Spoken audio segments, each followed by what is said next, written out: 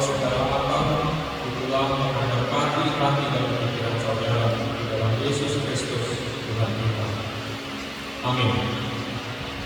Shalom, selamat hari Minggu untuk kita semua. Firman Tuhan khotbah di dalam minggu keempat setelah Trinitatis pada hari ini tertulis di dalam Ulangan pasal 30 ayat 15 hingga ayat 20. Saya akan bacakan untuk kita semua. Mari kita mengikutinya di dalam hati kita masing-masing. Ini firman Tuhan. Ingatlah, aku menghadapkan kepadamu pada hari ini kehidupan dan keberuntungan, kematian dan kecelakaan. Karena pada hari ini aku memerintahkan kepadamu untuk mengasihi Tuhan Allahmu dengan hidup menurut jalan yang ditunjukkannya dan berpegang pada perintah, ketetapan dan peraturannya, supaya engkau hidup dan bertambah banyak dan diberkati oleh Tuhan Allahmu di negeri kemana engkau masuk untuk mendudukinya. Tetapi jika hatimu berpaling dan engkau tidak mau mendengar, bahkan engkau mau disesatkan untuk sujud menyembah kepada Allah lain dan beribadah kepadanya, maka aku memberitahukan kepadamu pada hari ini bahwa pastilah kamu akan binasa. Tidak akan lagi umurmu di tanah kemana engkau pergi menyeberangi sungai Yordan untuk mendudukinya. Aku memanggil langit dan bumi menjadi saksi terhadap kamu pada hari ini. Kepadamu aku berhadapkan kehidupan dan kematian, berkat dan kutuk. Inilah kehidupan, supaya engkau hidup, baik engkau maupun keturunanmu, dengan mengasihi Tuhan Allah, mendengarkan suaranya dan berpaut kepadanya. Sebab hal itu berarti hidupmu dan lanjut umurmu untuk tinggal di tanah yang dijanjikan Tuhan dengan sumpah kepada nenek moyangmu, yakni kepada Abraham, Ishak dan Yakub, untuk memberikannya kepada mereka. Demikian firman Tuhan. Anak-anak saudara-saudari jemaat yang dikasihi Tuhan kita Yesus Kristus, sejak dahulu ada satu slogan atau satu istilah yang sangat populer di dunia ini, terlebih di kalangan orang-orang. Bunyinya, life is a choice. Hidup adalah sebuah pilihan. Yang mau dikatakan dari slogan itu, sepanjang hidup kita akan diperhadapkan dengan berbagai macam pilihan yang harus kita tentukan. Dimulai dari kita bangun pagi, kita langsung diperhadapkan dengan pilihan. Kita mau lanjut tidur sebentar atau mau langsung segera bangun. Ketika kita memilih segera bangun, langsung ada lagi pilihan. Mau membuka sosial media dulu atau mau membaca renungan dulu. Setelah itu masih ada lagi pilihan. Setelahnya kita mau sarapan, mau olahraga atau mau melakukan aktivitas yang lain, dan seterusnya. Memang ingat gambaran itu baru sekitar 5 menit pertama dari 24 jam setiap hari yang harus kita lalui. Artinya dalam satu hari ada ratusan bahkan ribuan pilihan yang harus kita tentukan. Dan semua pilihan-pilihan itu baru pilihan yang sederhana yang harus kita ambil. Kita belum membahas pilihan-pilihan yang lebih besar, yang lebih penting, yang lebih berpengaruh terhadap jalannya kehidupan kita. Kita pun harus memilih untuk menikah atau hidup melajang. Kalau kita memilih untuk menikah dengan siapa? Kita harus memilih menyekolahkan anak-anak kita di mana. Kita harus memilih membeli rumah dulu, membeli mobil dulu, sewa rumah dan lain sebagainya. Hidup kita tidak terlepas, tidak akan terpisah dari pilihan-pilihan yang harus kita ambil setiap waktu. Memang dengan setiap pilihan yang kita ambil di dalam hidup kita, sekecil apapun itu, pasti memiliki dampak terhadap hidup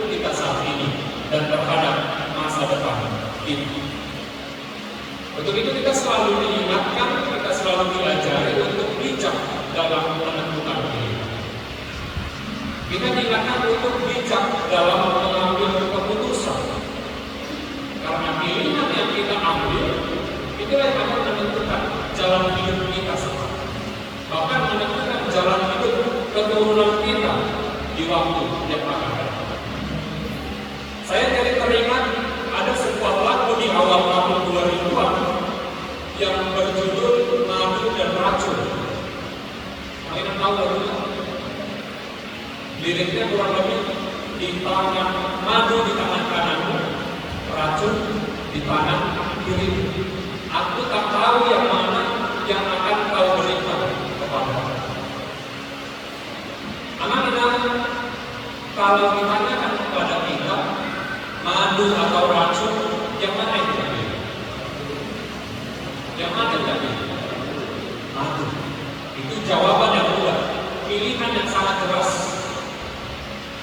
Orang waras pasti akan memilih madu. Dengan tegas kita akan memilih madu. Karena pilihannya sangat jelas. Yang satu nikmat dan menguntungkan, yang satu pahit dan mematikan. Tapi bagaimana jika pilihannya diganti? Uang di tangan kananmu, rumah di tangan kirimu, yang mana yang kamu pilih? Baru mulai berbeda jawabannya. Ada yang pilih uang, ada yang pilih rumah. Pilihan ini menjadi lebih sulit. Karena apa?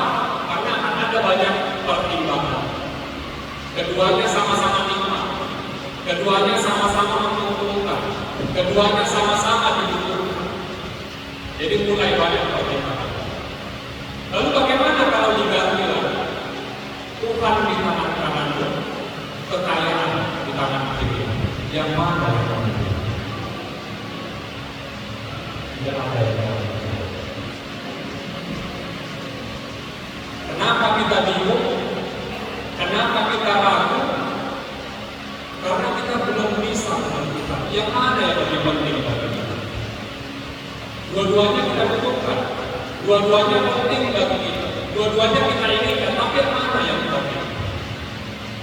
Oleh karena itu, akhirnya di dalam setiap mengambil pilihan, kita harus tahu, kita harus mengetahui konsekuensi dari pilihan-pilihan yang kita ambil. Sebelum menentukan keputusan, sebelum menentukan pilihan, kita harus tahu apa dampaknya kalau saya ambil yang A atau saya ambil yang B. Apa dampak? Apa konsekuensi? Sehingga kita tidak salah mengambil keputusan yang dapat menghancurkan kehidupan kita dan masa depan. Jemaat yang dikasihi Tuhan Yesus Kristus, inilah yang sedang disampaikan Musa kepada bangsa Israel sebelum mereka masuk ke dalam tanah yang dijanjikan Allah kepada nenek moyang mereka, Abraham, Ishak, dan Yakub. Sebelum mereka masuk di tanah itu, terlebih dahulu Allah melalui Musa memberikan pilihan kepada mereka. Harus mereka pilih salah satu. Hidup seturut dengan jalan Tuhan atau hidup bebas seturut dengan kehendak mereka sendiri. Dan di antara dua pilihan itu, Musa terlebih dahulu memberitahukan konsekuensinya dari pilihan-pilihan tersebut, supaya bangsa Israel mengenal dampak dan konsekuensi dari pilihan yang akan mereka ambil. Mari kita lihat teman-teman di ayat 15. Musa mencoba menerangkan, jika mereka memilih mengasihi Tuhan dengan hidup menurut jalan yang ditunjukkannya dan berpegang pada perintah, ketetapan dan peraturannya, maka konsekuensinya mereka akan hidup dan bertambah banyak dan diberkati oleh Tuhan Allah. Itu pilihan yang pertama. Pilihan yang kedua di ayat 17 hingga 18, Musa menerangkan, tetapi jika hatimu berpaling dan engkau tidak mau mendengar, bahkan engkau mau disesatkan untuk sujud menyembah kepada Allah lain dan beribadah kepadanya, konsekuensinya maka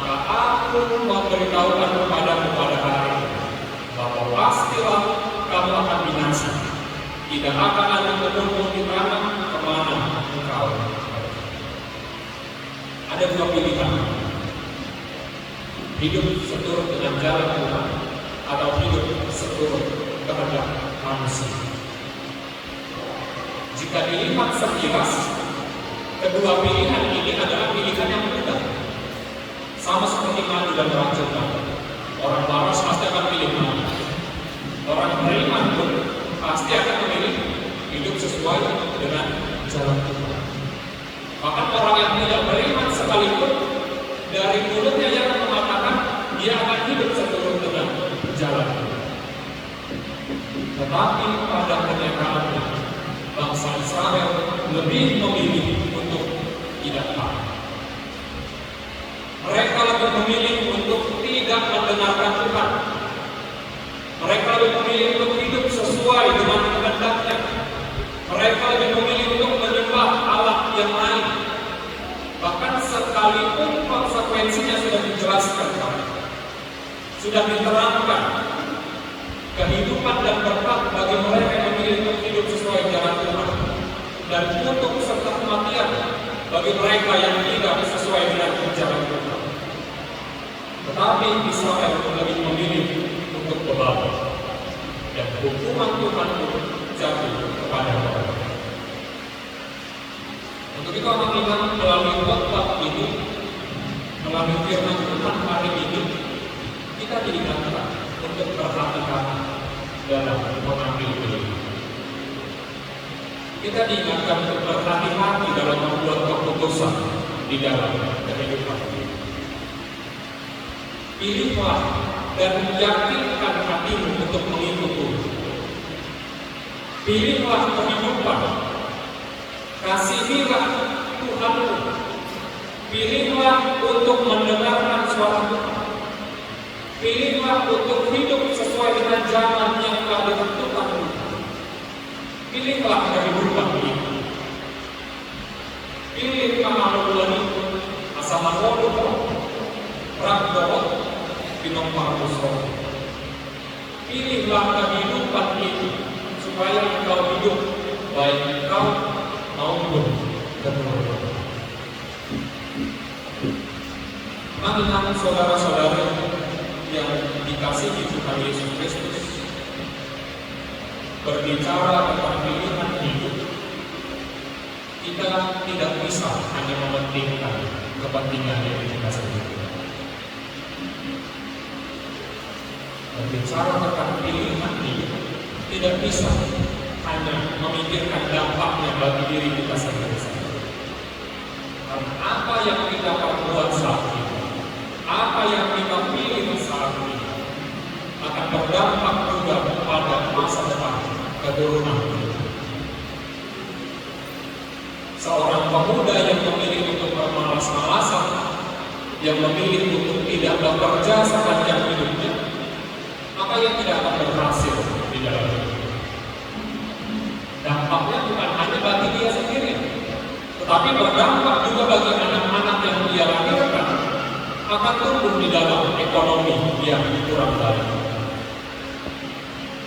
Seorang bapak yang memilih untuk merokok di samping anaknya, dampaknya bukan hanya bagi dia sendiri, tapi berdampak juga terhadap kesehatan anak-anak. Atau katakan seorang ibu yang memilih untuk lebih banyak menghabiskan waktunya dengan bermedia sosial misalnya, dibandingkan menghabiskan waktu dengan anak-anak. Dampaknya bukan hanya kepada si ibu, tetapi juga berdampak pada kurangnya ikatan emosional bersama anaknya. Begitupun juga dengan pilihan mengikut Tuhan. Pilihan yang kita ambil sekarang akan menentukan pilihan dan masa depan keturunan. Orang tua yang tidak mau hidup sesuai dengan jalan Tuhan, maka keturunannya pun akan memilih cara hidup yang sama. Itu mengapa kita mungkin kenapa anak-anak kita, walaupun tidak semua, banyak yang takut, banyak yang gelagapan kalau disuruh berdoa. Mungkin itu karena dia tidak pernah diajarkan berdoa. Mungkin itu karena dia tidak pernah berdoa bersama orang tua. Mungkin itu karena dia tidak pernah melihat orang tuanya berdoa. Kenapa anak-anak kita lebih memilih bermain game daripada membaca Alkitab? Karena mereka melihat sendiri orang tuanya berdemikian, lebih memilih memegang HP daripada memegang Alkitab. Seorang anak yang dibesarkan di tengah-tengah keluarga yang takut akan Tuhan, dia pun akan hidup demikian. Hidup takut akan Tuhan, hidup sesuai dengan jalan yang ditentukan. Dia akan tumbuh menjadi orang yang takut akan Tuhan. Begitupun sebaliknya, anak-anak yang tumbuh di bawah kekerasan, di bawah pendidikan dengan tamparan, dengan makian, maka ia pun akan tumbuh menjadi orang yang seperti ini. Anak-anak yang tumbuh di tengah-tengah orang tua yang lebih sering menatap layar, maka ia pun akan tumbuh menjadi orang yang lebih sering menatap layar HP. Pilihan hidup kita saat ini akan menentukan, akan membentuk masa depan anak-anak. Untuk itu teman-teman, mari kita memilih kehidupan. Pilihlah, tentukanlah untuk hidup seturut dengan jalan Tuhan. Pilihlah untuk dengar-dengaran akan Tuhan. Pilihlah untuk hidup saling mengasihi. Pilihlah untuk hidup setia kepada Tuhan. Supaya keturunan kita pun, anak-anak kita, cucu bahkan cucu cicit kita nanti akan hidup juga seturut dengan jalan Tuhan. Akan hidup juga sesuai dengan jalan Tuhan. Hidup dengan kebenaran Tuhan. Hidup saling mengasihi dan hidup setia kepada Tuhan. Yang terakhir teman-teman, bila kita cermati Ulangan 30 ayat 15 sampai 20 ini, ada 4 kali disebutkan di sana kata hari ini. Hanya di dalam ayat itu ada 4 kali disebutkan kata hari ini. Di ayat 15 dikatakan, ingatkan aku menghadapkan kepadamu pada hari ini. Kemudian di ayat 16 dikatakan, karena pada hari ini aku memerintahkan kepadamu. Kemudian di ayat 18, maka aku memberitahukan kepadamu pada hari ini. Dan di ayat 19, aku memanggil langit dan bumi menjadi saksi kepada kamu pada hari ini. Apa artinya? Artinya pilihan untuk memilih kehidupan, pilihan untuk hidup seturut dengan jalan Tuhan adalah pilihan yang harus diambil hari ini. Pilihan untuk hidup sesuai dengan jalan Tuhan adalah pilihan yang harus kita ambil sekarang juga. Jangan lagi menunggu. Jangan tunggu besok untuk kita bertobat. Jangan tunggu besok untuk kita memilih kehidupan. Tapi pada hari ini pilihlah kehidupan. Pada hari ini pilihlah untuk mengasihi. Dan pada hari ini pilihlah untuk hidup seturut dengan jalan Tuhan. Supaya engkau hidup baik engkau maupun keturunan. Amin. Kita bersatu di dalam doa.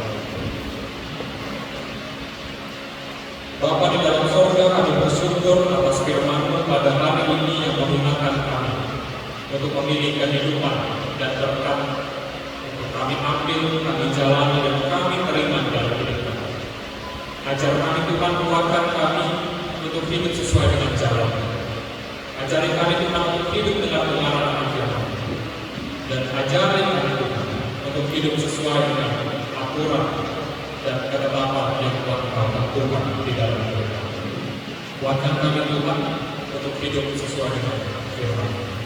Bapa dalam surga, kami juga bersyukur kepada jemaat-Mu yang berulang tahun pada minggu ini Tuhan. Jemaat-Mu Bela Dua Selanjutnya yang berulang tahun ke-28 pada minggu ini. Begitu juga untuk keluarga korban yang berusia negara yang berulang tahun pernikahan tersebut. Terima kasih Tuhan atas umur yang baru yang Kau berikan kepada mereka. Dan Tuhan senantiasa menyertai perjalanan hidup mereka Tuhan. Berkati pendidikan, pekerjaan anak-anak mereka dan keluarga besar mereka Tuhan. Agar kiranya senantiasa dalam lindungan. Ya Bapak, kami juga berdoa untuk seluruh jemaat-Mu yang belum bisa hadir pada saat ini. Di dalam berbagai kegiatan mereka dan kesibukan di Tuhan, kiranya Tuhan senantiasa menyertai. Dan di waktu yang akan datang, kami boleh bersama-sama bersekutu memuji dan menjaga Tuhan. Bapak, kami berdoa untuk gereja ini. Berkatilah seluruh pahlawan Tuhan. Berikan kekuatan dengan hikmat, berikan kebijaksanaan dan kesehatan untuk dapat senantiasa melayani Tuhan sesuai dengan kehendak. Berkati seluruh umat Tuhan, mulai dari anak-anak satu sampai kepada orang tua. Dan Tuhan berkati mereka dengan kesehatan umur yang panjang. Tuhan berkati setiap pekerjaan baik yang mereka lakukan. Tuhan berkati anak-anak yang di sekolah dan di perkuliahan. Dan kami senantiasa dapat beroleh berkat yang daripada Tuhan. Dan kami semua bisa menjadi saluran berkat Tuhan di dalam kehidupan kami. Begitupun juga Tuhan keluarga kami yang jauh daripada kami. Orang tua, anak-anak kami, pasangan kami, dan seluruhnya Tuhan. Dimanapun mereka berada, dan Tuhan senantiasa. Ya Tuhan, bila ada jemaat-Mu yang dalam keadaan sakit, kiranya Tuhan sembuhkan. Tuhan angkat segala penyakitnya Tuhan, melalui segala proses pengobatan yang mereka jalani. Tuhan hiburkan juga mereka yang terluka, dan Tuhan berikan kekuatan bagi mereka yang terpuruk. Dan kami senantiasa dapat bersuka cita dalam menjalani kehidupan. Ya Bapa, banyak lagi permintaan dan permohonan kami yang belum bisa kami sebutkan satu persatu. Tapi kami percaya Tuhan akan memberikan yang terbaik ke dalam hidup kami sesuai dengan rencana. Di atas segalanya itu kami mohon ampun atas segala dosa dan kesalahan kami. Dan Tuhan ampuni kami agar kami layak disebut sebagai anak-anak. Di dalam Yesus Kristus kami berdoa dan berserah. Amin. Kita kumpulkan persembahan kita ke depan. Persembahan khusus untuk operasional gereja dimasukkan ke dalam amplop biru dan dimasukkan ke dalam kantong persembahan, kotak persembahan yang di tengah. Kita bernyanyi dari buku nyanyian nomor 476.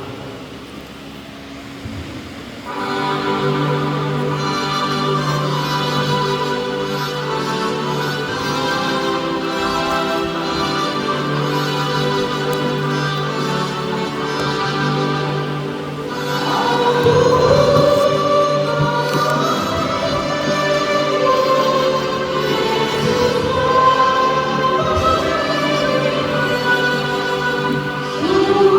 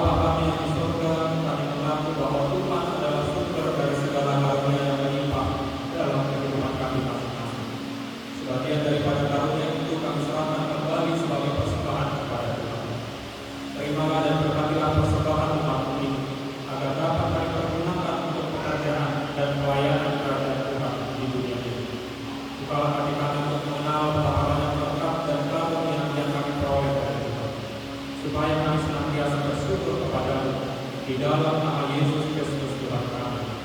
Amin.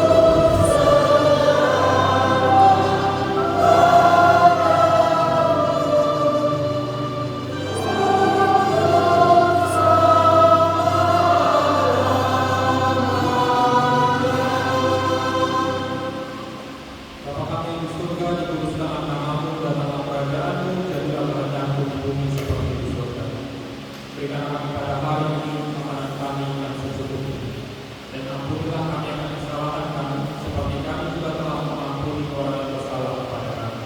Dan janganlah membawa kami ke dalam pencobaan, tetapi lepaskanlah kami daripada yang jahat.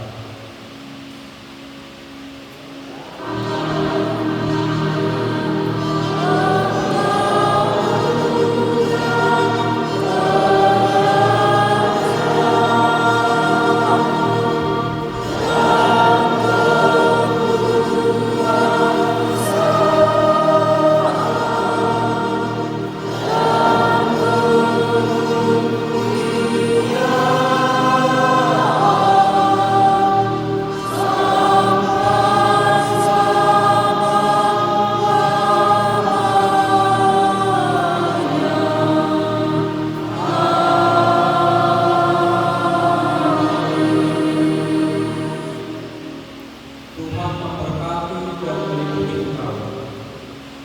Tuhan menyinari engkau dengan wajah-Nya dan memberi engkau kasih karunia. Tuhan menghadapkan wajah-Nya kepadamu dan memberi engkau damai sejahtera.